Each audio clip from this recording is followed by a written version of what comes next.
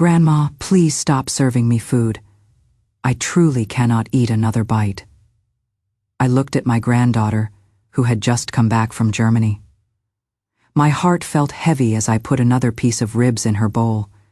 She had gotten so skinny while living overseas, and all I wanted was to feed her until she was healthy again. "Eat more, sweetheart. Look how thin you've gotten." She made an annoyed face and turned to complain to her mother in rapid German. She thought I couldn't understand what she was saying, but her words hit me like broken glass. "Mom, I really can't stand this anymore. Why is this old lady so stupid?" The happy chatter around our dinner table suddenly went dead silent. I keep thinking about how this could happen to anyone, anywhere.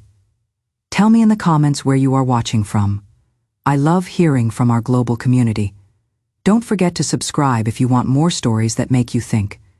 Let me tell you about Emma's shocking discovery. I slowly put down my chopsticks, looked straight at her, and answered in perfect Berlin German. "Who exactly are you calling stupid?" The fancy crystal light hanging over our dining table was something my son Christopher had spent a lot of money on just to welcome his daughter Lily home from studying abroad. The light made every dish sparkle, with steam rising up into the evening air like sweet smoke. I had been cooking since 5 in the morning, buying the best ingredients, washing vegetables carefully, then spending hours cooking without taking a single break.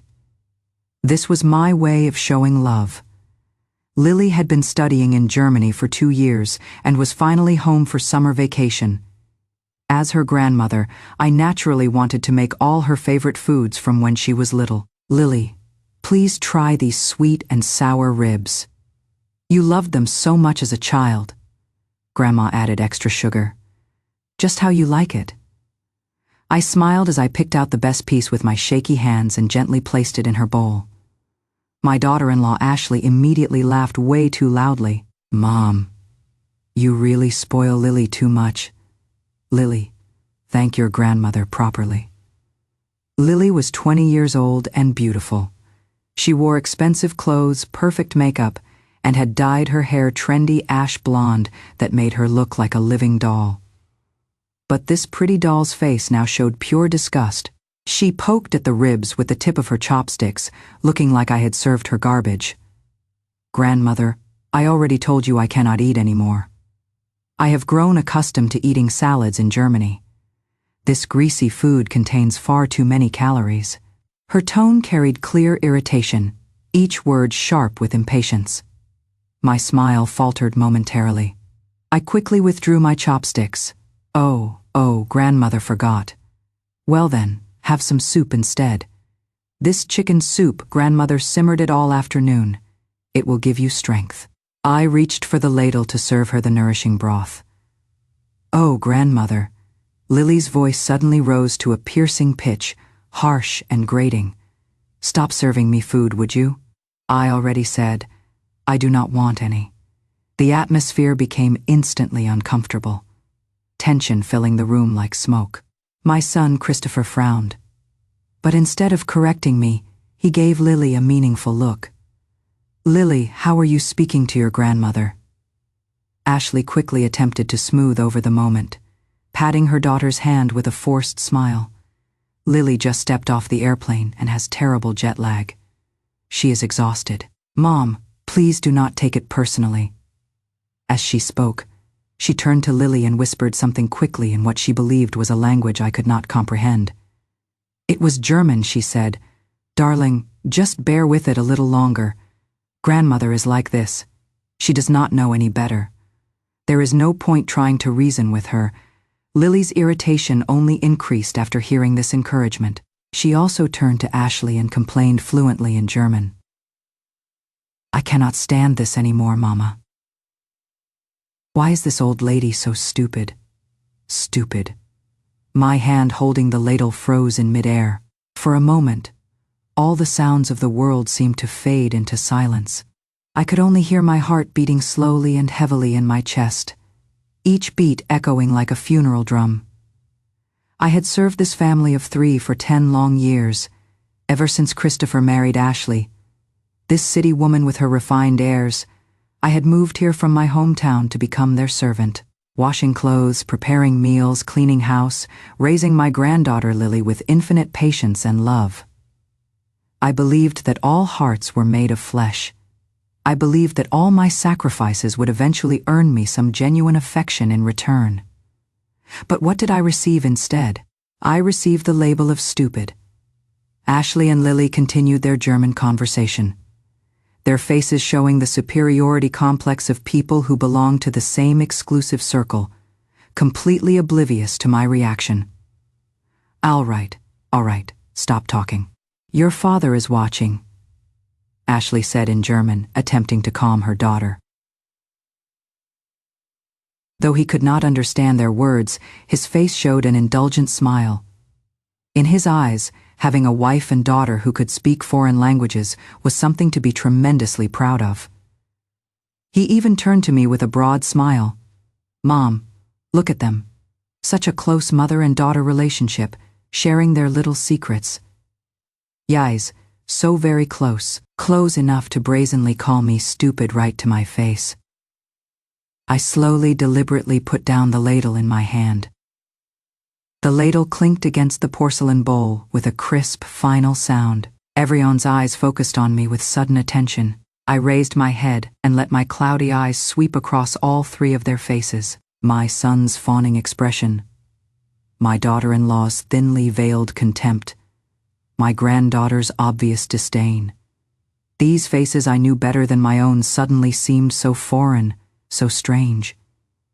I took a deep breath, forcibly suppressing the churning anger in my chest. Then I looked directly at Lily, at her young, beautiful face that radiated such arrogance, and asked clearly in German with an accent more standard than hers. A pure Berlin accent. Excuse me, who exactly did you just call stupid? The moment my German words left my mouth, the entire dining room fell into absolute silence. The air seemed to solidify, and even the gentle ticking of the wall clock became clearly audible. My son Christopher's smile froze on his face as if he had been struck. His mouth hung half open, wide enough to accommodate an egg. My daughter-in-law Ashley's face went deathly pale, and her chopsticks clattered to the floor. She stared at me in complete disbelief, as if witnessing a ghost materialize in broad daylight. Most spectacular was my granddaughter Lily's expression. Her face, which had been full of disdain and superiority, now resembled an artist's palette, turning green, then white, then crimson. Shock, confusion, shame, panic, various emotions intertwined, making her pretty features somewhat distorted. You, she stammered, pointing at me with a trembling finger, her German becoming completely incoherent. How do you? I looked at her with ice-cold eyes and continued questioning in German. I am asking you, who did you call stupid? The grandmother who raised you from childhood with her own hands. My tone was steady, without a trace of emotion. But every word was like an ice pick, stabbing hard into Lily's and Ashley's hearts. Lily's face turned completely the color of liver, and she looked desperately to her mother for salvation. Ashley finally snapped out of her shock. She forced an ugly smile that looked worse than crying and stammered in English. Mom, what are you saying? We did not say anything inappropriate.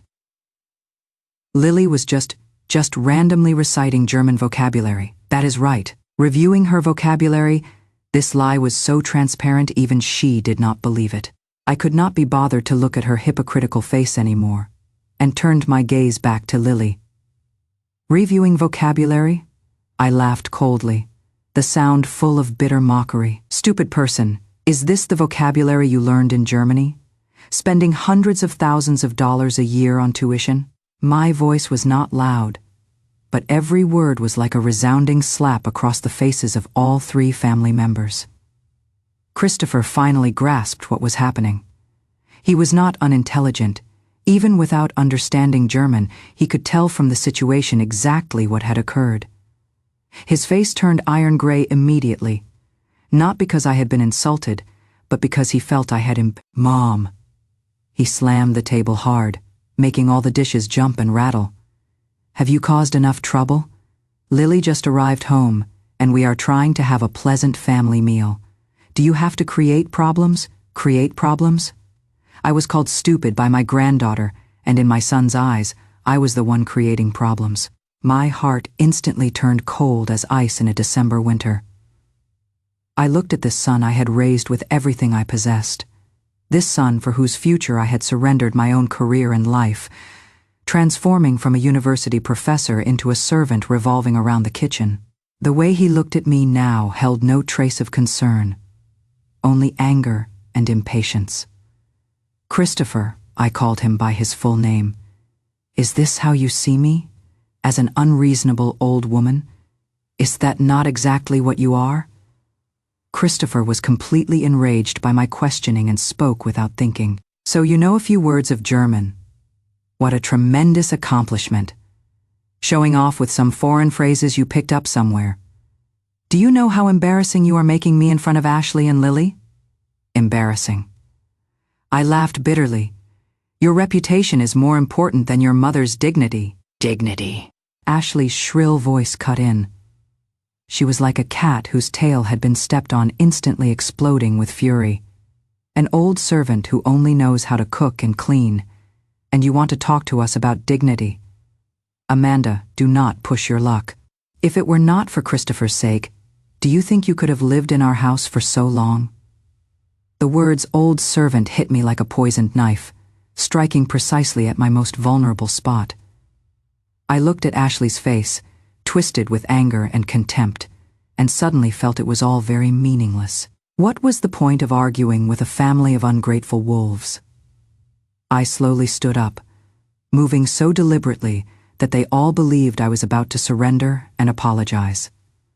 Christopher's face even showed a hint of smugness. "Mom, if you know you were wrong, just sit down and eat. We are family. Let us not hurt our relationship over such a small thing." I ignored him. I simply calmly removed the grease-stained old apron I was wearing, folded it neatly, and placed it on the chair. Then I picked up my faded canvas bag and headed straight for the door. "Mom, where are you going?" Christopher panicked when he witnessed this. But Ashley called out coolly from the side. "Let her go. I would like to see where she can possibly go. A penniless, useless old woman. Without our family, she will not even be able to eat. She will come crawling back, begging us within 3 days." I reached the entryway and bent down to change my shoes. They were old cloth shoes I had worn for 5 years, with the soles nearly worn completely flat. I heard Lily quietly ask Ashley behind me, "Mom, does grandmother really know German? How is that possible?" Ashley snorted disdainfully. "Who knows? She probably learned a few phrases from television and wants to show off. Do not worry about her. Let her make her scene. I would like to see what she can accomplish." I finished putting on my shoes and opened the door. The wind from outside blew in, carrying the sultry heat of a summer night. I did not look back. I simply said one sentence. This time, I spoke in English. "I will never return to this house." With that, I stepped outside, leaving behind the cursing and shock, along with my ridiculous 10 years, all locked inside that door. The door closed with a resounding bang. As it shut, I seemed to hear something shatter forever.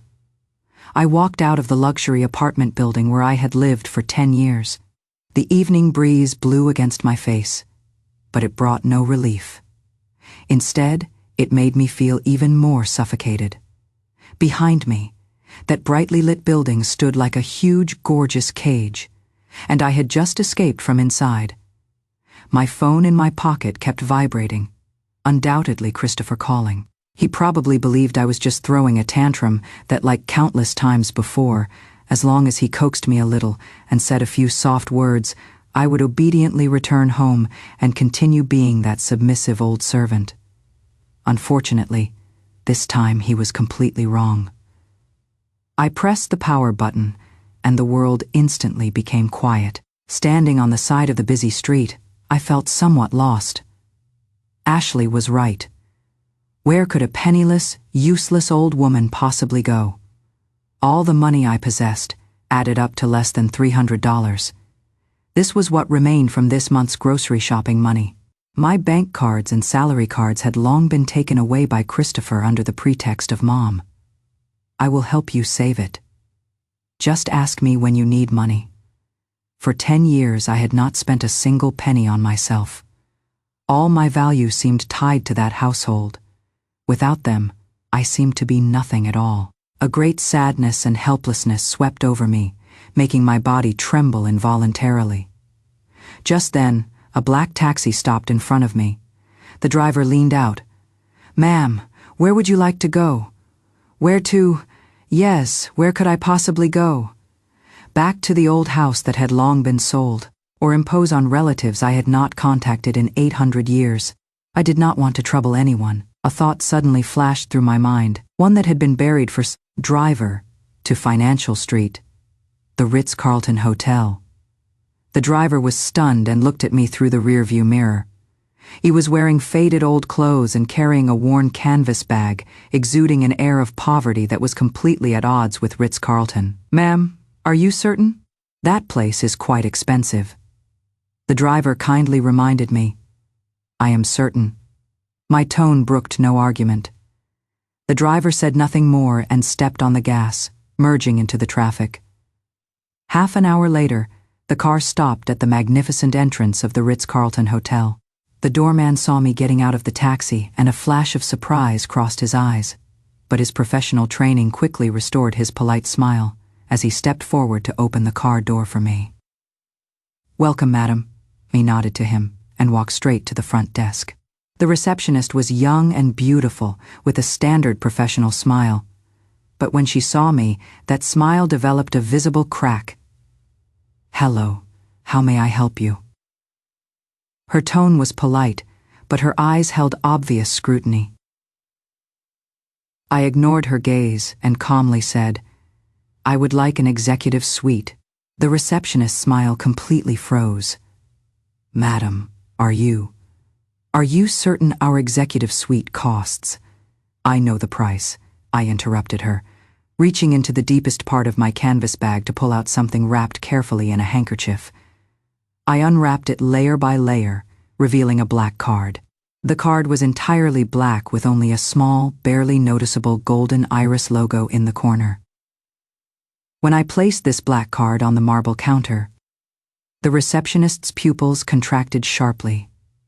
Her professional fake smile instantly disappeared, replaced by an almost fearful respect. She even unconsciously straightened and bowed slightly to me. "Esteemed guest, I sincerely apologize. Please wait a moment." She took the black card with slightly trembling hands and swiped it on a special machine. A soft beep verification successful. Her attitude immediately did a complete 180-degree turn. Her face was filled with humble and sincere smiles, and even her voice became several degrees gentler. "Miss Amanda, hello. Your personal butler is already waiting. I will take you there right away." She came around the front desk to personally escort me, her posture as respectful as if she were serving royalty. As we passed through the lobby, the doorman who had opened the door for me and the taxi driver both witnessed this scene. Both men were so shocked their jaws nearly dropped. I followed the receptionist into the private elevator, which rose smoothly. In the mirrored walls, I could see my reflection. Gray hair, haggard face, cheap old clothes that were completely out of place with this golden, luxurious environment. But my eyes were unusually calm and determined. This black card was left to me by my husband. Before he died, he put all his assets into a trust fund, and I was the sole beneficiary. This card was the certificate for that fund. All these years, for the sake of my son, I had kept it buried away, living the most modest life, almost forgetting its existence. I thought that as long as I was humble enough and gave enough, I could achieve family harmony. Now, it seemed I was absolutely wrong. Some people, the better you treat them, the more they take it for granted. The more you give in, the more they push forward. Dignity was never given by others. It was earned by oneself. The elevator doors opened, and a middle-aged man in a proper tailcoat and white gloves was waiting respectfully at the door. "Miss Amanda, good evening. I am your butler, Lucas. It is my pleasure to serve you." He bowed deeply to me. "Hello." "Butler Lucas," I nodded. "Please prepare a few things for me." "Please, tell me what you need. A set of appropriate new clothes for me, from inside out. Also, please prepare dinner and have it sent to the room. I am hungry." I had been busy all day and had not eaten a single bite. "Certainly, Miss Amanda." Lucas's face showed no unusual expression, as if ordering haute couture for a lady in old cloth shoes was the most normal thing in the world. "Regarding the clothing brands and styles, do you have any preferences?" He looked at the stranger in the elevator mirror and slowly said, "Nothing too flashy, but the finest quality." I wanted to show everyone who looked down on me just who Amanda really was. Once I took off that greasy apron the next morning, I was awakened by sunlight. The Ritz-Carlton's executive suite was on the hotel's top floor, with huge floor-to-ceiling windows overlooking the entire city. Morning light filtered through sheer curtains, gently illuminating the soft velvet carpet. I had slept the most peaceful sleep in 10 years. No alarm clock at 5 in the morning. No thoughts of rushing to the market for fresh vegetables. No wondering what to prepare for breakfast for the whole family. The room was completely quiet. Just me, this long-lost tranquility, almost brought me to tears. Butler Lucas had already prepared everything I needed. In the walk-in closet hung a complete row of brand-new clothes. Chanel's classic tweed jackets, Hermes silk blouses, Loro Piana cashmere pants. Each piece was understated yet luxurious, with impeccable tailoring and quality. Next to them were several pairs of Roger Vivier flats, comfortable yet elegant. I took off the old clothes I had worn for years and threw them in the trash without hesitation. Then I went into the bathroom and took a long, satisfying hot shower. When I changed into a cream-colored Chanel suit and stood in front of the mirror, I almost did not recognize myself. The woman in the mirror had gray hair that was combed meticulously. Though her face showed the marks of time, her eyes were bright and her temperament serene. Though her figure was somewhat thin, her back was straight, radiating a long-lost confidence and composure. This was the real me. Or rather, this was Amanda from 20 years ago, the woman who stood at university podiums teaching students about Goethe and Schiller. I smiled at myself in the mirror, a smile I had not worn in ages. After enjoying the exquisite breakfast prepared by the butler, I called Lucas. "Butler Lucas, please arrange a lawyer for me, the best kind, someone who handles asset and property disputes." "Certainly, Miss Amanda. Our hotel has long-term partnerships with top law firms. I will arrange for a partner-level lawyer to come right away." Lucas's efficiency was extremely high. In less than an hour, a sharp-looking young man in a suit appeared in my suite. "Miss Amanda." "Hello. I am Michael Jang from Sterling Law Firm." He handed me his business card with a respectful yet professional attitude. I invited him to sit and got straight to the point. "Mr. Jang, I need you to help me handle some personal assets."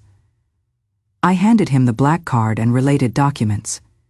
When Michael saw those documents, his expression clearly changed, but he quickly resumed his professional demeanor and began carefully reviewing them.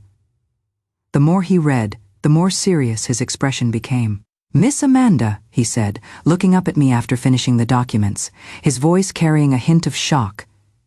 "If these documents are authentic, your assets are quite substantial, including a trust fund, several overseas accounts, and a courtyard house in the city center's second ring." "That is correct." I nodded calmly. That courtyard house was my husband's ancestral property and had once been our home. After my husband died, to pay for Christopher's overseas education and wedding house, I had supposedly sold it. At least, that is what Christopher and Ashley believed. They always thought I had sold the old house, used the money for their house down payment, and spent. They thought the large apartment they now lived in was bought through Christopher's own hard work and Ashley's family's support. They did not know I had never actually sold the courtyard house. I had only rented it long-term to a foreign organization as a cultural exchange center. The rental income over the years, along with my husband's other investments, had been accumulating interest in that trust fund. I had used this money to buy them their current house, their car, and even many of Ashley's designer bags were purchased with my money. It is just that I had done all this through Christopher, letting him think it was money he had earned himself. I naively thought this would preserve his dignity as a man. Looking back now, it was utterly ridiculous. What I had raised was not a man with self-respect, but a giant baby who took living off his parents for granted. Mr. Zhang, I looked at him with cold eyes. The first thing I need you to do is reclaim all the properties under my name, including the apartment my son Christopher currently lives in at Century Luxury Residences. Reclaim? Michael was stunned. You mean that house has the property deed in my name? I have let them live there for free all these years. Now, I do not want them living there anymore. Send them a lawyer's letter in my name, giving them 1 week to move out. Michael's face showed some hesitation. Miss Amanda. The other party is your son. Doing this might, Mr. Zhang, I interrupted him. Just tell me, legally speaking, do I have this right or not? Of course you do, Michael immediately replied. You are the sole property owner and have complete authority to dispose of your real estate. Good, I nodded. Second, freeze all bank accounts and supplementary credit cards I have authorized for my son's use. From now on, I do not want to pay another penny for them. Understood, I will handle it immediately. Michael's professional standards prevented him from asking further questions. There is also a third matter. I paused and added, help me investigate my granddaughter Lily's university in Germany and the scholarship program she applied for. Are you planning to? Nothing special. I just want to understand the situation, I said lightly. After Michael left, the room returned to quiet. I walked to the floor-to-ceiling windows, overlooking this bustling city. Meanwhile, on the other side of the city, in the Century Luxury Residences apartment, Christopher and Ashley were frantically searching for me, spinning in circles. Since I left the previous night, they thought I had gone to old neighbors' houses or distant relatives. Christopher drove around looking for me with no success. There was no one to make breakfast at home, no one to mop the floors, and dirty clothes piled up next to the washing machine. The entire house was in chaos. Ashley paced irritably in the living room. Where the hell did that dead old woman go? She is really going to outlast us. Lily also came out of her room complaining, Dad, Mom, I am hungry. Is there anything to eat at home? Eat, eat, eat, that is all you know. Ashley snapped at her bad-temperedly. Your grandmother ran away. Who is going to cook for you? Christopher was also full of anger, scratching his head irritably. Enough, stop arguing. She is just an old woman with no money. Where could she go? She is probably hiding in some corner sulking. When she gets over it, she will come back on her own. He spoke lightly but felt vaguely uneasy inside. For some reason, he felt that this time, Mom seemed truly different. Michael's efficiency was extremely high. In just 1 day, he came to my suite again with a thick stack of documents. Miss Amanda, everything you requested has been handled. He placed the documents on the coffee table in front of me. First, regarding the property at Century Luxury Residences. Building 1. Here is the lawyer's letter we have drafted, demanding they vacate within 1 week of receipt. Please review it. I glanced at the lawyer's letter, formal and emotionless, and nodded. Fine. Send it immediately. Understood. Michael continued. Second, all bank accounts and supplementary credit cards you authorized for Mr. Christopher's use have been frozen and canceled through the bank. As of 10 in the morning today, these cards can no longer be used for any transactions. I could imagine the spectacular expressions on Christopher's or Ashley's faces when they tried to pay at a store only to be told insufficient funds. Finally, Michael's expression became somewhat delicate regarding your granddaughter Lily. We found some interesting information. He handed me another document. Miss Lily is currently studying German language and literature at the University of Munich. Coincidentally, the Goethe Cultural Exchange Scholarship she applied for and received is primarily sponsored by your trust fund. My fingers tapped lightly on the document as expected, yet utterly ironic. I had lived frugally, becoming an old servant, investing all my money in my children and grandchildren. As a result, my granddaughter used the scholarship I provided to study so-called aristocratic etiquette abroad, then returned home to call me her biggest sponsor, stupid. Could there be a more ridiculous joke in this world? Regarding this scholarship program, I said slowly, as the sponsor, do I have the right to object to a recipient's qualifications? Michael immediately understood my meaning. He pushed up his glasses, a gleam flashing behind the lenses. Theoretically, the scholarship selection has an independent committee. However, as the project's founder and sole funding source, your opinion must be given the highest consideration by the committee. If you believe a recipient's character does not align with the scholarship's founding principles, you can absolutely request the committee to re-examine or even revoke their eligibility and demand repayment of distributed funds.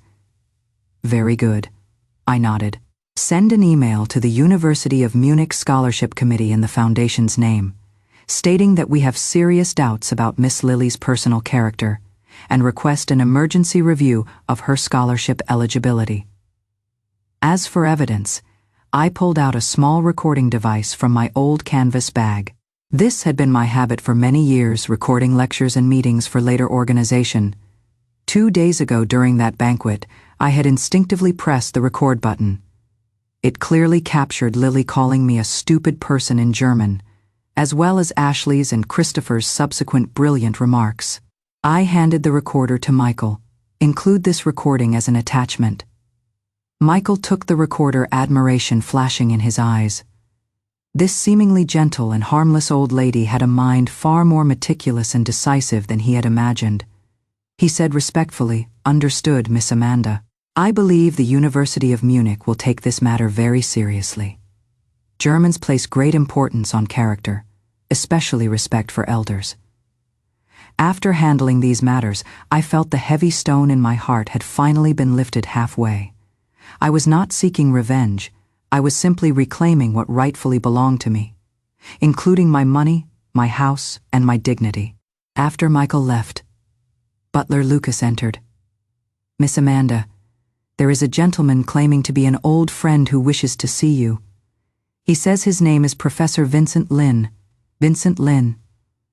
This name was like a key, instantly unlocking the floodgates of my memory. He was my university colleague and my husband's best friend. Back then, the three of us were the famous Iron Triangle of the Foreign Language Department, after I retired to take care of the family.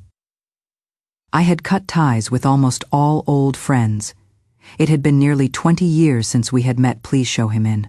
My voice carried a barely perceptible tremor.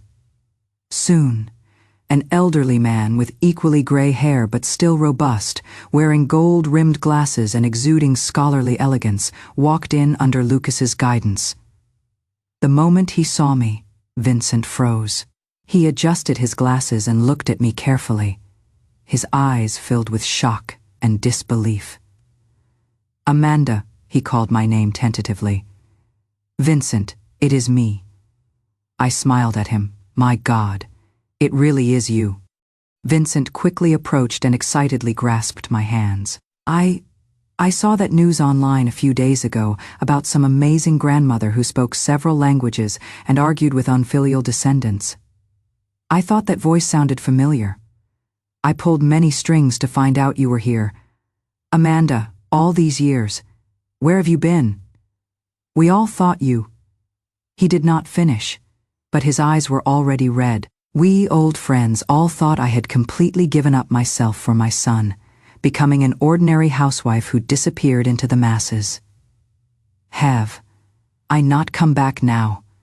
I patted his hand, gesturing for him to sit down. Meeting old friends brought mixed emotions. We talked about the past, about those long-gone youthful years. Vincent told me he was now Dean of Beijing University's Foreign Language College, and he had been heartbroken over the department's decline in recent years. Young people today all want to study business or computer science. Fewer and fewer are willing to settle down for language research. We old folks are running out of successors, he sighed. As we chatted, he suddenly changed the subject and looked at me seriously. Amanda, let me tell you something. Your son Christopher came to our college this morning looking for me.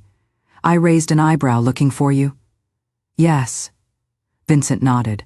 He could not find you and probably thought of our connection, wanting me to help contact you and persuade you to go home. His attitude, ugh. Vincent shook his head in disappointment. He told me you were just getting old and confused, prone to childish tantrums. He wanted me to tell you to stop causing trouble because the family could not function without you. From beginning to end, not one word of apology, not one word of reflection. Instead, he kept complaining that you were making it impossible for him and his wife to live at home. I snorted coldly, not surprising.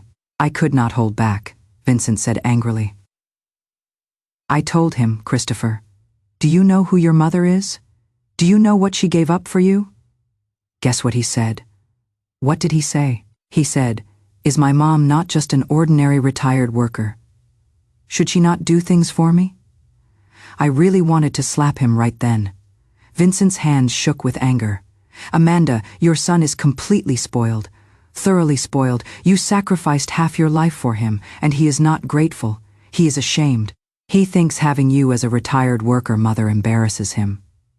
I picked up my teacup, took a light sip, and said nothing. My heart no longer ached. Only endless sorrow remained.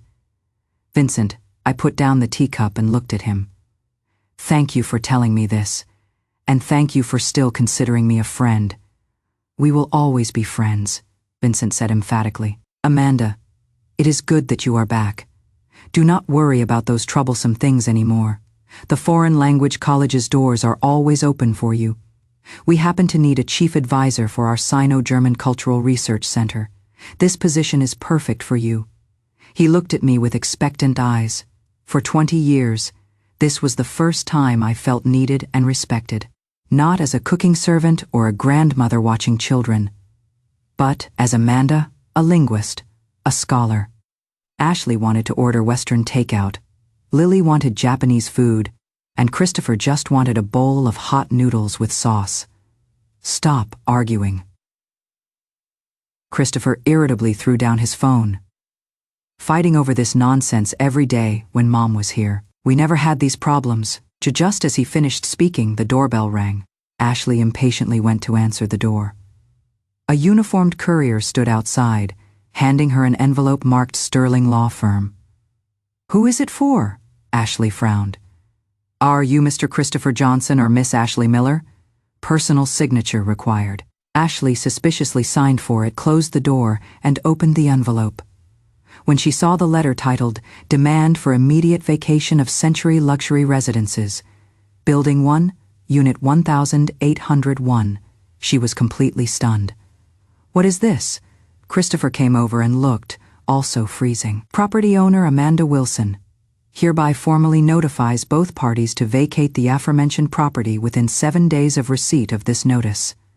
Otherwise, Miss Amanda Wilson reserves the right to pursue legal action against both parties for illegal occupation. Christopher read word by word, his face turning from white to green to black. This is insane. Ashley was the first to react, grabbing the lawyer's letter and screaming, Amanda's lost her mind. This is our home.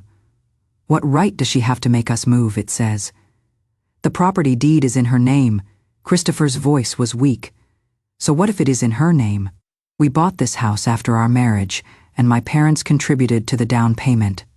Why should it be hers alone? Ashley shouted hysterically.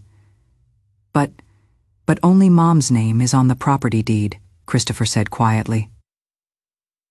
When they bought the house, I had insisted on putting only my name on the deed. At the time, I told them, Mom is getting old. It is easier for me to handle the paperwork. We can transfer it to you later. Christopher and Ashley had only cared about moving into the new house quickly and had not thought much about it. They assumed everything of mine would eventually be theirs anyway. Who could have imagined today's situation? That is still not right. Ashley was, "No way, Christopher. Call your mother right now and make her withdraw this damn lawyer's letter. Otherwise I will fight her to the death." Christopher was jolted by her shouting and immediately tried calling me. Still turned off. Turned off. Still turned off. Christopher anxiously paced the living room. Then go find her, search her old colleagues and neighbors' houses. "I do not believe she can just vanish," Ashley shouted. Just as they were in chaos, Lily's phone rang. It was her advisor calling from Germany. Lily was initially happy, thinking the school had good news for her. She proudly put it on speaker, wanting to show off in front of her parents. A serious male voice came through the phone. "Speaking in German, student Lily. This is Dr. Schmidt from Student Affairs. I am formally notifying you that after an emergency review by the Scholarship Committee, we have decided to immediately revoke your Goethe Cultural Exchange Scholarship eligibility." Lily's smile instantly froze. "What?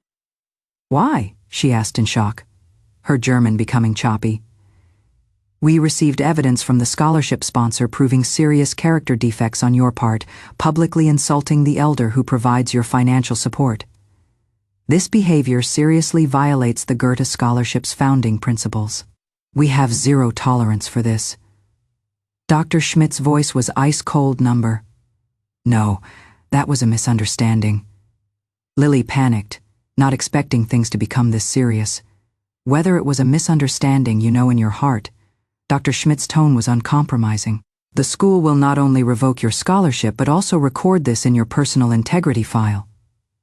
Additionally, according to the scholarship agreement, you must return all distributed scholarship funds, 20,000 euros total, within 1 month. Otherwise, the school will initiate legal proceedings, 20,000 euros. Return the scholarship record and integrity file." Each word hit Lily's heart like a heavy hammer. "No, you cannot do this!" she screamed in collapse. Dr. Schmidt clearly did not want to say more, coldly adding, "Also, your sponsor, Miss Amanda Wilson, has informed us through her lawyer that she will permanently terminate any form of support for you. Good luck, Miss Lily." He hung up. The living room fell into dead silence. Christopher and Ashley stared at their daughter in shock. Though they could not understand much German, they caught Amanda Wilson and terminate support. "Lily, what is happening?" Ashley asked tremblingly. "It is Grandma." Lily slumped on the sofa, tears streaming down her face. "It is Grandma who did this. She got my scholarship canceled. She wants the school to demand the money back." "What?" Christopher and Ashley exclaimed simultaneously. If receiving the lawyer's letter had only shocked and angered them, the scholarship cancellation made them truly afraid. For the first time, they realized that this old woman they had always looked down on and thought they could manipulate at will actually had such tremendous power. She could not only make them homeless but also easily destroy their daughter's future that they were so proud of. How dare she? How dare she do this? Ashley shook with rage. That is her own granddaughter. How could she be so heartless? Is she even human? Christopher's face was deathly pale. His mind was in complete chaos. The house issue and scholarship issue pressed down on him like two mountains, making it hard to breathe. He suddenly remembered something, rushed to his study, opened his computer, and tried to log into his stock account. He planned to liquidate his stocks for emergency cash. However, after entering his password, a red warning box popped up on the screen. Your account has been frozen. He could not believe it and tried again. Same result. He tried credit cards, online banking, every account he could think of, without exception, all frozen. It is over. Christopher collapsed in his chair, ashen-faced. All his income sources had been cut off by his mother. This family was truly falling apart. Panic spread like a plague through this family of 3. Christopher and Ashley finally realized this was not a minor squabble. Amanda was serious. She was not throwing a tantrum. She was using the most direct, coldest method to sever ties with them. They frantically called every relative and friend who might know my whereabouts. But all got the same answer: do not know. Some truly did not know. Others probably knew something but did not want to get involved with their family anymore. Finally, with no other options, Christopher thought of an idea. "Hello, 911. I want to report a missing person, my mother," he said anxiously into the phone. "Her name is Amanda Wilson. She is 68 years old. She left home 2 days ago and has not returned. Her phone is off too. We are very worried something happened to her." He portrayed himself as a filial son worried about his mother's safety. The police quickly took the case. However, just half a day later, Christopher received a call from the police station. "Mr. Christopher Johnson, regarding your mother Amanda Wilson, we have contacted her personally." Christopher's heart leaped. "Really? Where is she? Is she okay?" The officer's tone was strange. "Miss Wilson is fine and safe. However, she asked us to tell you that she is not missing. She just moved out. She hopes you will not disturb her life through any means anymore." "What?" Christopher's hope instantly shattered, replaced by anger at being played. "Officer, did you get this wrong? She is an old woman. Where could she move to? She must have been deceived. You have to tell me where." "Sorry, Mr. Johnson. Citizens' addresses are private information we cannot disclose. Since Miss Wilson has clearly stated she does not want to be disturbed, we cannot intervene further. This is her right. Right. I am her son. Is it wrong for me to care about my mother?" Christopher roared into the phone. Beep, beep, beep. They hung up. Christopher was so angry he almost smashed his phone. Outrageous. Outrageous. He paced the living room like a caged beast. Ashley was also at a loss. "What do we do now, Christopher? The police will not help. Where can we find her? Find her.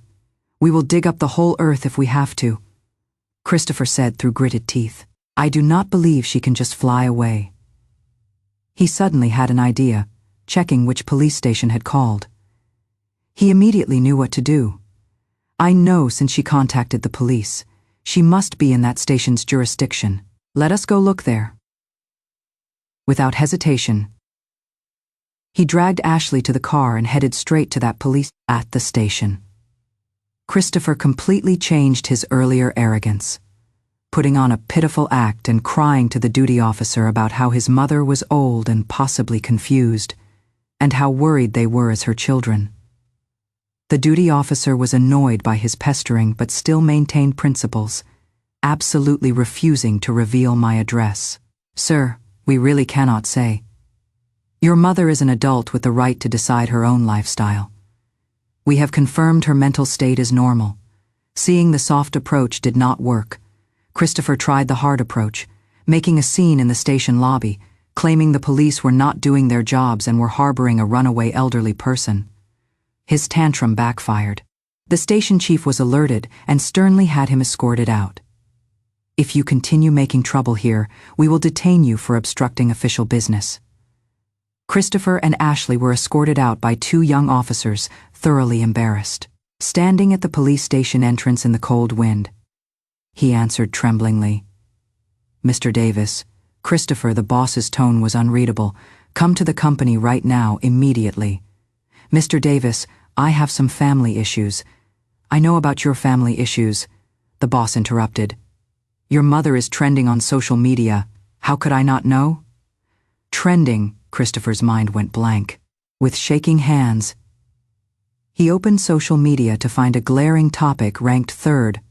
Hardcore grandma responds to unfilial family in German clicking in. He nearly fainted.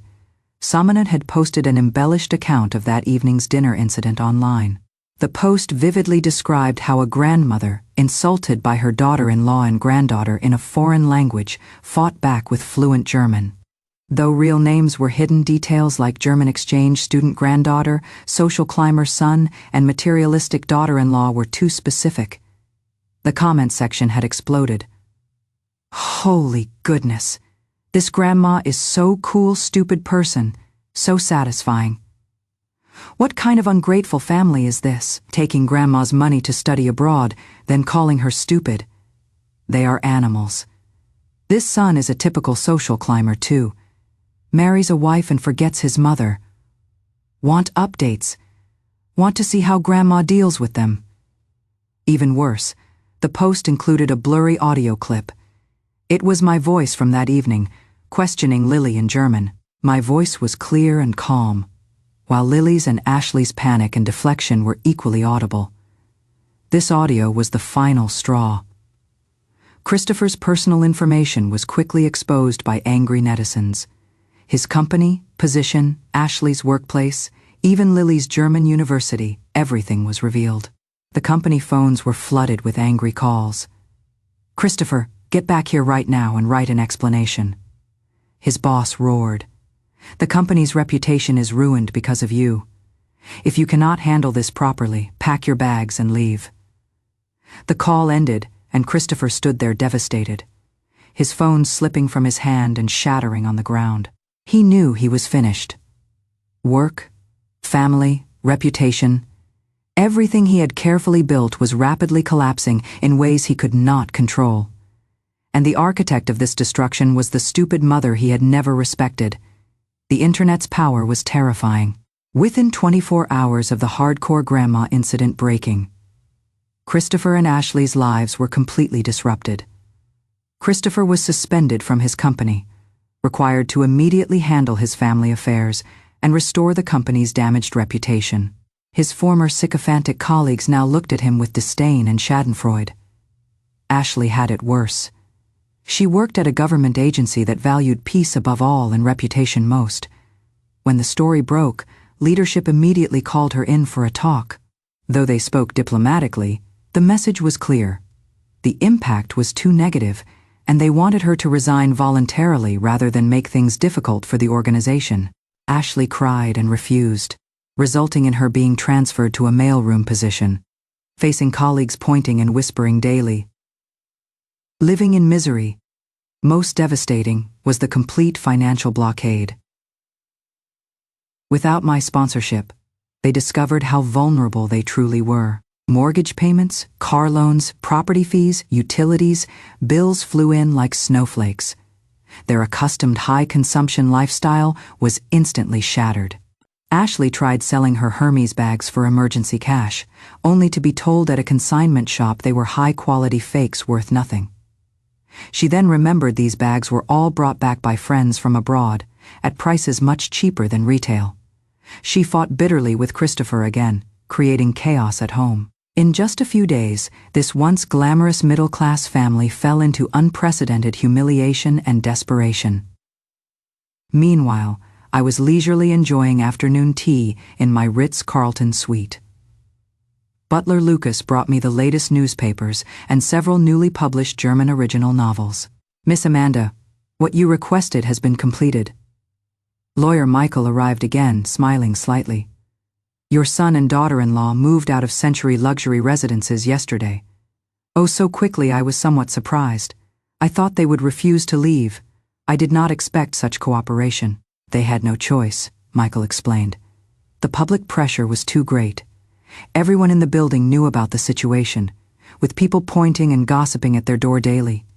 Property management received numerous complaints about them affecting the building's image. Plus, with their finances cut off, they could not even pay property fees. They had to move." "Where did they go?" I asked casually. "According to our information, they temporarily moved back to Miss Ashley's parents' house," Michael said with a hint of amusement. "However, Ashley's parents seemed quite displeased with them. After all, you were the real money tree. They bet on the wrong horse and deeply regret it." I could imagine Ashley's parents' reaction upon learning the truth. Those petty, materialistic people were just like that. They initially agreed to Ashley marrying the social climber Christopher because of the fortune I supposedly sold from the courtyard house. Now discovering Christopher was just an empty shell, while I, the country-in-law they looked down on, was the real wealthy one. They would be lucky not to kick Ashley and Christopher out. One more thing, Michael continued. Regarding your granddaughter Lily's scholarship, the University of Munich has officially announced its revocation and demanded full repayment. Since this involves academic integrity, the school is considering whether to expel her. Expulsion, I frowned. I only wanted to teach her a lesson, not destroy her education. Yes, Michael nodded. German universities take integrity very seriously. Using German to insult her own grandmother is considered extremely serious. Combined with the sponsor's strong dissatisfaction, expulsion is highly likely. I fell silent for a moment. Though Lily was detestable, she was still the granddaughter I had raised. Despite my anger, I did not want to truly ruin her future. Mr. Michael, send another email to the University of Munich, I said after consideration. In my personal name, not the Foundation's. Tell them that, while I am very disappointed in my granddaughter's behavior, I still hope the school will give her another chance. Punishment is necessary, but education and redemption are more important. If she truly repents, I hope they will be lenient. Michael looked at me with surprise but nodded. Understood, Miss Amanda. I will convey your message accurately. His eyes held new genuine respect for me. With virtue respond to grievance, with what then respond to virtue? No, I was not responding to grievance with virtue. I simply did not want my only granddaughter's future completely ruined. But forgiveness was another matter. Some wounds, once inflicted, could never be healed. After handling these matters, I felt somewhat tired. Vincent called, inviting me back to the university. Amanda, come back. Everyone wants to see you. Our Sino-German Cultural Research Center cannot function without you as its backbone. It was time to see those old friends and return to my world. I had Lucas prepare a car for me. The next day, I returned to the campus I had left 20 years ago. Everything had changed, yet seemed unchanged. The tree-lined paths were still quiet, and the teaching building walls were covered with lush ivy. Vincent waited at the college entrance with a group of gray-haired professors. When they saw me step out of a black Bentley, everyone was stunned. Their image of Amanda was still that simple, gentle, even somewhat rustic woman, but before them stood someone in an elegant Chanel suit, silver hair gleaming in sunlight, with a refined yet distant temperament. Like nobility stepping out of old times. Hello, Amanda. An old professor adjusted his glasses, unable to believe his eyes. I smiled at them, a long absent smile. Everyone. It has been a long time. Just as we were chatting happily and preparing to go to the conference room, a disheveled figure suddenly rushed out from the side and fell to his knees before me with a loud thud. It was Christopher. He was thinner and more haggard, unshaven. His suit wrinkled. No trace left of his former elite appearance. Mom. He hugged my legs. Wailing, Mom, I was wrong. I really know I was wrong. Please forgive me. Please come home with me. Christopher's sudden appearance was like a bomb exploding in the peaceful campus. Students and teachers stopped to stare, pointing and whispering about us. Vincent and the other professors' faces instantly darkened. Christopher, what are you doing? Get up. Vincent was both angry and anxious, trying to pull him up. But Christopher clung to my legs desperately, refusing to let go. He cried uncontrollably, smearing snot and tears on my expensive pants. Mom, I am not human. I am an animal. I should not have treated you that way. Hit me. Scold me. Just please forgive me and come home. I will do anything you ask, he screamed hoarsely, performing like a melodrama. Onlookers who did not know the full story began whispering. Is that her son? Why is he kneeling and crying? Sounds like the son did something wrong and is begging his mother's forgiveness. Sigh, every family has its troubles. I looked down at this man at my feet, my son. He looked as pathetic and pitiful as possible. In the past, I might have softened immediately. But now, my heart was hard as stone. I did not move or speak, just coldly watched his performance.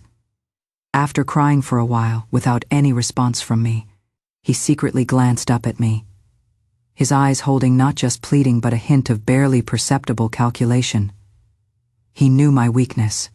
He thought that by humbling himself and making amends in front of so many people, giving me face, I would soften like before, feel sorry for him, forgive him, and obediently return home to continue serving him.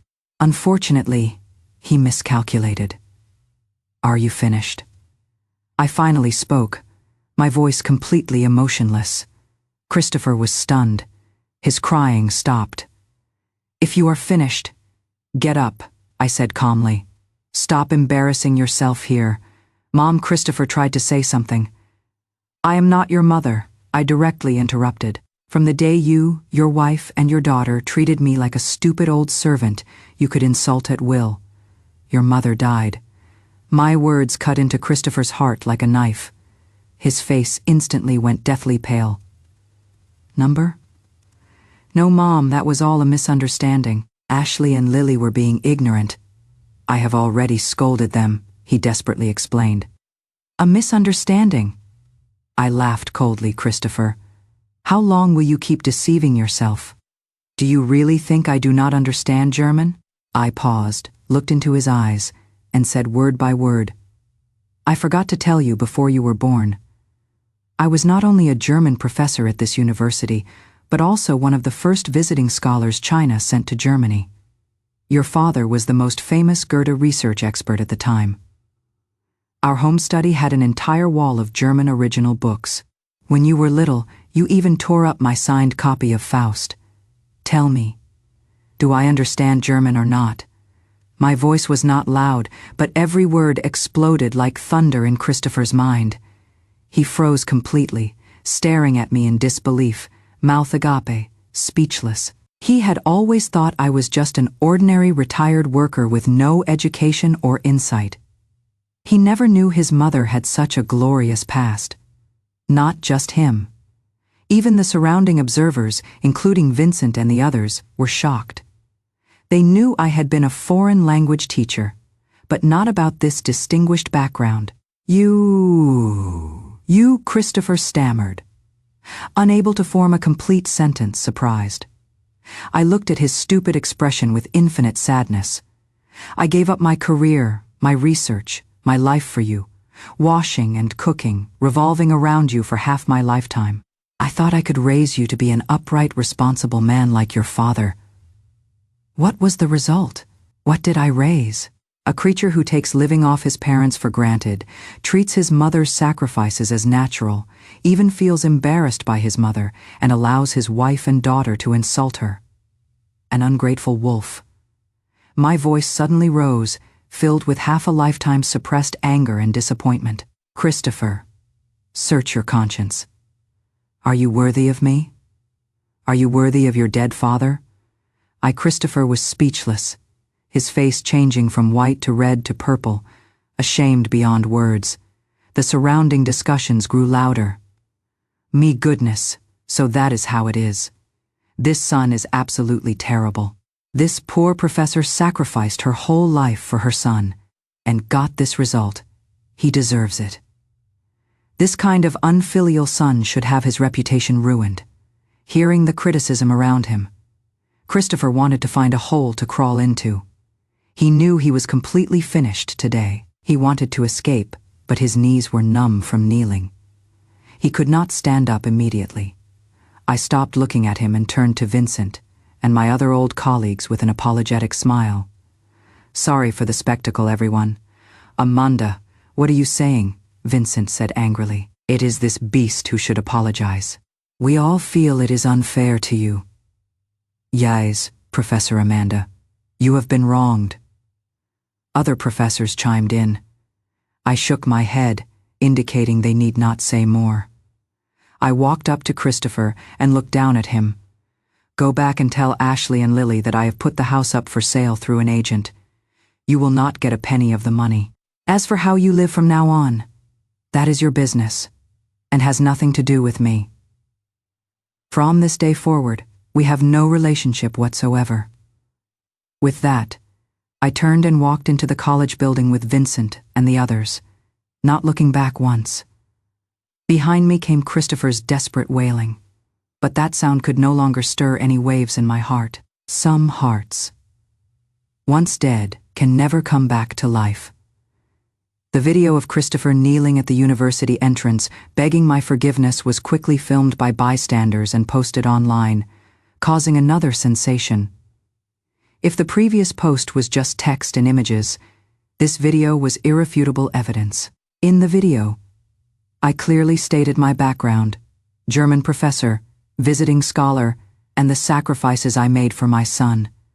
Christopher's pathetic, calculating, and guilty appearance was also fully exposed. Public opinion was completely one-sided. Holy goodness! Plot twist. Grandma is not ordinary. She is a hidden boss. This son is the king of beasts. Having such an amazing mom and choosing to worship his snobbish wife and daughter instead, was his brain kicked by a donkey, kneeling to beg forgiveness too late. What were you doing before?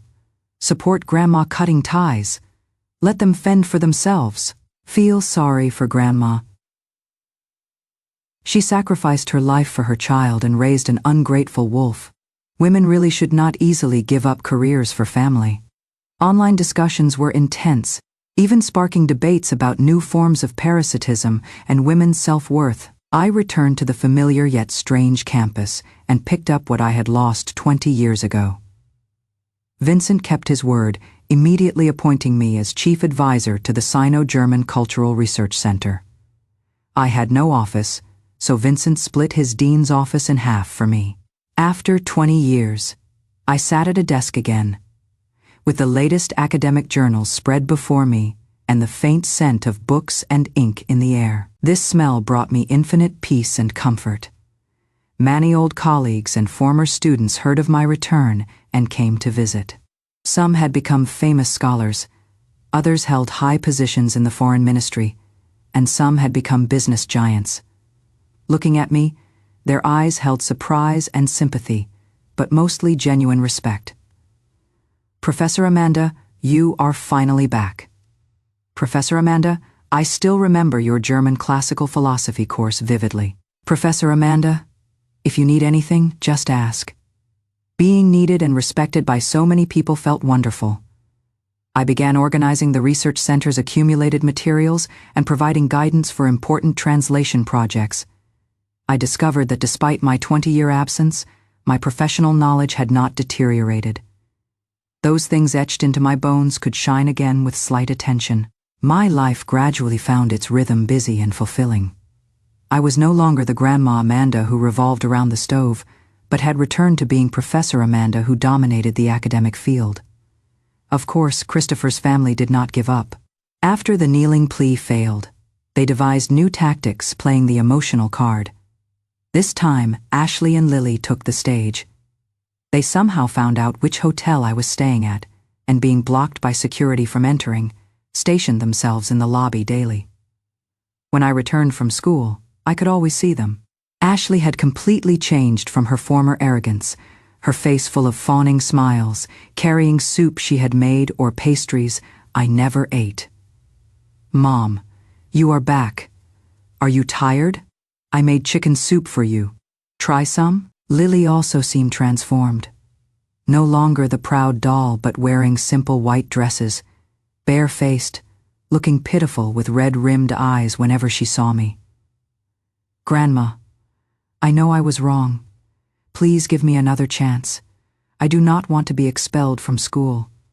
They performed in harmony, trying to soften me this way. Hotel staff and other guests thought it was a touching mother-child reunion scene. Only I knew that beneath their eyes lay no trace of remorse, only naked calculation and unwillingness. They were not sorry for hurting me. They just regretted losing me as their cash cow. I could not be bothered with their act, ignoring them each time and walking past as if they were air. My indifference made their performance particularly ridiculous. A few days later, they probably realized this approach was not working and changed tactics again. They began playing the victim. Ashley gave an interview to a media outlet, crying pitifully on camera. She said she knew she was wrong and should not have disrespected her mother-in-law. But she had her reasons. Her husband, Christopher, was always a mama's boy who listened to his mother about everything, leaving her with no status in the family. This psychological imbalance led her to say inappropriate things. She portrayed herself as a victim struggling between a domineering mother-in-law and weak husband. Lily recorded an apology video and posted it online. In the video, she cried, saying she had been raised by her grandmother and had the deepest feelings for her. That day she was just tired from jet lag and travel, in a bad mood which made her speak inappropriately. She begged for everyone's forgiveness and her grandmother's forgiveness. "Grandma, I know I was wrong. I am willing to drop out and come back to care for you, to support you in old age. Please, do not abandon me." This video was extremely emotional, with sad music, and did gain some sympathy. New voices appeared online. "Sigh, the child has said this much, forgive when you can. After all, they are family. Why take it this far? The old lady is too heartless." Right. The granddaughter is even willing to drop out to care for her. What more does she want? Reading these comments, I found them merely laughable. Drop out to care for me. She could not even take care of herself. How could she care for me? She did not want to care for me. She wanted to use this method for moral blackmail to force my compromise. When Michael reported this public opinion to me, his face showed some concern. "Miss Amanda, some online voices are unfavorable to you. Should we respond somehow?" I shook my head. "No need," I said lightly. "Just clowns performing, let them make noise. The innocent will clear themselves." Public opinion waves came and went quickly. As long as I did not respond, their one-man show would not last long. What I really cared about was something else. "Lawyer Michael, is there any result on what I asked you to investigate?" I asked.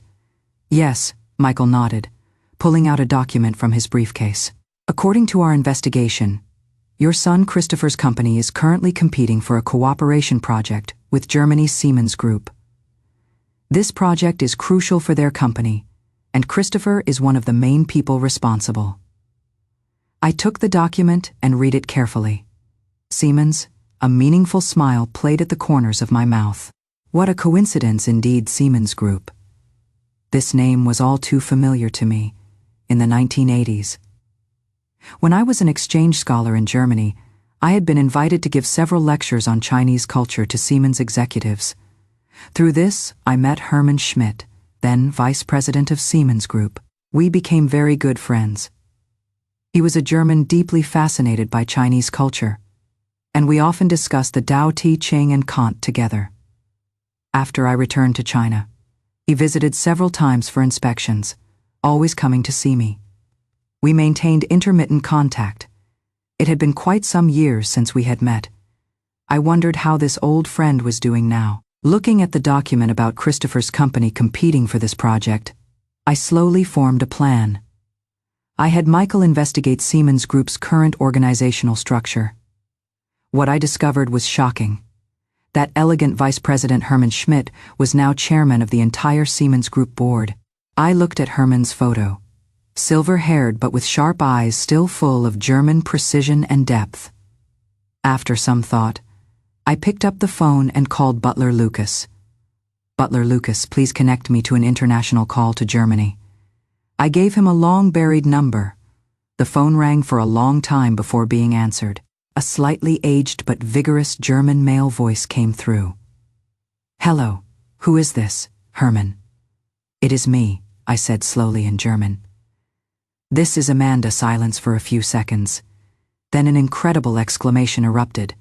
"Amanda, my goodness, is it really you, my old friend? You are alive." Hermann's voice was full of surprise and excitement. "Of course I am alive, and quite well," I smiled. We chatted like old friends reuniting after years. He complained about how difficult the board's old conservatives were, and I told him about some of my experiences over the years. Of course, I did not mention the troubles with Christopher's family. I only said I had retired and lived quietly for a while and was now back working as a university advisor. Wonderful. Herman was genuinely happy for me. Amanda, your talent should not be buried in the kitchen. You were born for the podium and study. When we had chatted enough, I casually brought up, Herman, speaking of which, is Siemens planning a new energy cooperation project in China recently? Oh, how do you know? Herman was surprised. This is an internal company plan that has not been announced publicly. We are conducting final evaluations of several Chinese partners. I just happened to hear about it, I said lightly. One of them is called Grand Technology. Grand Technology. Herman thought for a moment.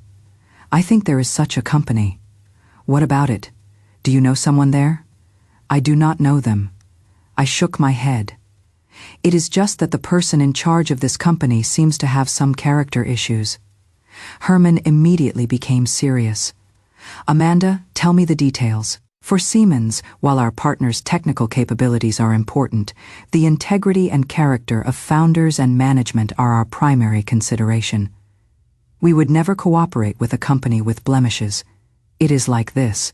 I did not embellish, just objectively related to Herman how Christopher treated me and the online public opinion about him. Of course, I omitted our mother-son relationship, saying only that I was an informed party to the situation. The more Herman listened, the more serious his expression became. Abusing his own mother and being exposed by media causing such terrible social impact. He said angrily in German, "This is simply scandalous. Our Siemens' century-old reputation cannot be associated with such people." Herman, I am just telling you what I know, I said calmly. How you ultimately decide is your freedom. I have no intention of interfering. No, Amanda, your reminder was perfectly timed. Herman's tone was very firm. I will immediately have our China office reinvestigate this Grand Technology. If the situation is true, we will remove them from our partner list immediately. Thank you, my old friend. I should thank you, Amanda. You helped us avoid a huge risk. After hanging up, I picked up my teacup and gently blew on the tea leaves floating on the surface. Christopher, do you not think you are very successful and capable? Do you not think your mother is just a useless old woman who only embarrasses you? Then I will let you see with your own eyes how this old woman you despise can make your proud career vanish instantly. Striking at the foundation, this was the cruelest revenge. A few days later, Christopher was at his company frantically busy, fantasizing about using the Siemens project to turn things around, when he received a call from his boss. His boss's voice sounded like it had just been pulled from an icehouse. Christopher, who the hell else have you offended? Mr. Davis, what is wrong? Christopher's heart trembled with an ominous feeling. What is wrong? Siemens just officially notified us that they are canceling our partnership candidacy. His boss roared through the phone. Do you know how much money and effort the company invested in this project? Now it is all gone to hell.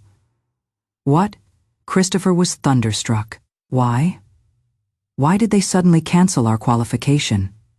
How the hell should I know why? His boss's fury nearly burst through the phone. They only said that after investigation, they found our project manager has serious personal character problems that would risk Siemens' brand reputation. Christopher, tell me, besides you, who else is the project manager? Christopher's mind went blank. He thought of everything, thought of it all, German, Siemens. Besides his unfathomable mother, who else could have such power? It is her. It must be her, he muttered, lost. Who is she? What kind of god did you anger? Beep, beep, beep, Christopher hung up. Or rather, the phone slipped from his powerless hands. He slumped in his office chair, staring blankly at the ceiling. It was over. This time, it was truly all over. He had lost not only his family and reputation, but now even his most prized career had been destroyed by his own hands. He was like a gambler who had lost all his chips with no possibility of a comeback. The news that Grand Technology lost its Siemens project partnership qualification hit the industry like a bombshell. Christopher, as the main project manager, naturally became the company's scapegoat. He was fired. No compensation, no mercy, kicked out in the most humiliating way possible. Unemployed, discredited, reputation in ruins. In just half a month, Christopher went from a confident middle-class elite to a pariah everyone scorned. He moved back to Ashley's parents' home, a shabby 2-bedroom apartment in the old city district. Ashley's parents showed no kindness to this jinx son-in-law, daily subjecting him to cold mockery and sarcasm. We were really blind back then, thinking we had found a golden son-in-law. Turns out he is just an empty shell. No ability of his own, offended his mother, now lost his job too. What a loser. In this household, Christopher's status was lower than a dog's daily. He endured his in-laws' cold shoulders while facing Ashley's hysteria. "Christopher, you waste. Look at yourself now. I was blind to marry you. It is all you, all because of your dead old witch mother. She ruined us. I am going to fight her to the death." They spent every day in endless arguments, the house in constant chaos. Lily's situation was not much better. Though the University of Munich did not directly expel her after my intervention, she received a probationary observation punishment and lost all merit evaluation eligibility. At school, she became the subject of classmates pointing and gossiping. Those German classmates who once envied and pursued her now looked at her with disdain. More critically, without the scholarship and my support, her expensive living costs and tuition in Germany became a mountain crushing her parents. She called home crying for money daily. "Mom, I have no money for food. I cannot pay rent soon. Send me money quickly. Money, money, money." That is all you know. Ashley fought with her over the international call. "Where would we get money for you? Your dad is unemployed. If you want money, ask your precious grandmother." Mother and daughter fought bitterly over the long-distance call. This daughter they once viewed as their pride and hope had now become their huge burden. This family of 3 fell into a vicious cycle of mutual blame and hatred. All of this reached my ears through Lawyer Michael's channels. Listening to it, I felt nothing. No satisfaction, no pleasure, only sadness. If they had known this would happen, why did they do it in the first place? My formed a stark contrast with my pitiful family members. My work at the university proceeded very smoothly. Vincent gave me tremendous support, letting me take full responsibility for rebuilding the Sino-German Cultural Research Center. I reorganized the center's academic direction, planned several important research topics, and used my connections to invite several internationally renowned German sinologists for short-term lectures at the school. My arrival brought new life to the long-dormant foreign language college. The university leadership valued me highly, with the president personally offering me a faculty apartment. I politely declined. I had Michael handle the sale of the Century Luxury Residences apartment while beginning to reclaim my courtyard house that had been rented for 20 years. It was time to move back to my real home. During this process, I also met an interesting young man. His name was Ethan, founder of a cutting-edge investment company. We met at a charity auction. The auction was to raise funds for children in impoverished mountain areas.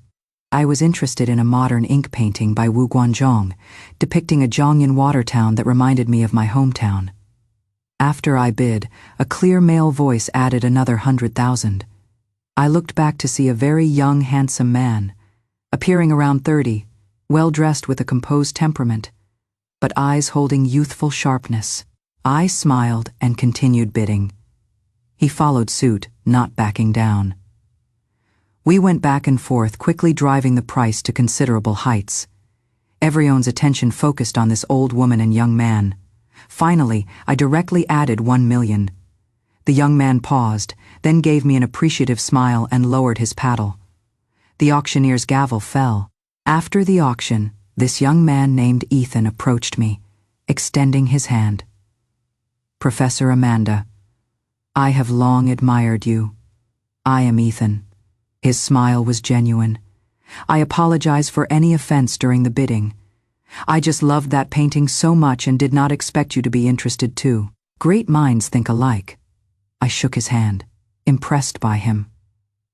Honestly, I came today mainly hoping to meet you, Ethan said candidly. I have been following your story online. I deeply admire you. Oh, I was somewhat surprised. I was also raised by my grandmother, so I especially understand you. Ethan's eyes were sincere, but I was luckier than your son. Though my grandmother had little education, she taught me the most basic principle of being human: gratitude. Without her, there would be no me today. His words warmed my heart. We talked about many things, from art to investment, from traditional Chinese culture to global economics. I discovered this young man, despite his youth, was knowledgeable, quick-thinking, and had solid values. He showed no curiosity about my past, only genuine respect. Professor Amanda, you are like a thick book worth learning from by U.S. younger generation, he said sincerely before parting. May I often seek your advice in the future? Of course. I nodded with a smile. I could sense this young man genuinely wanted to be my friend. Not because of my money or fame, simply because I was Amanda. This feeling was wonderful. That is the end of our story for today. We hope you enjoyed this journey of love and vengeance. We'd love to hear your thoughts and reflections in the comments below. Your insights and perspectives are what make our community truly special. If you haven't already, please subscribe to our channel to stay updated on the next captivating tale from Love Vengeance. Until next time, take care and keep those stories close to your heart.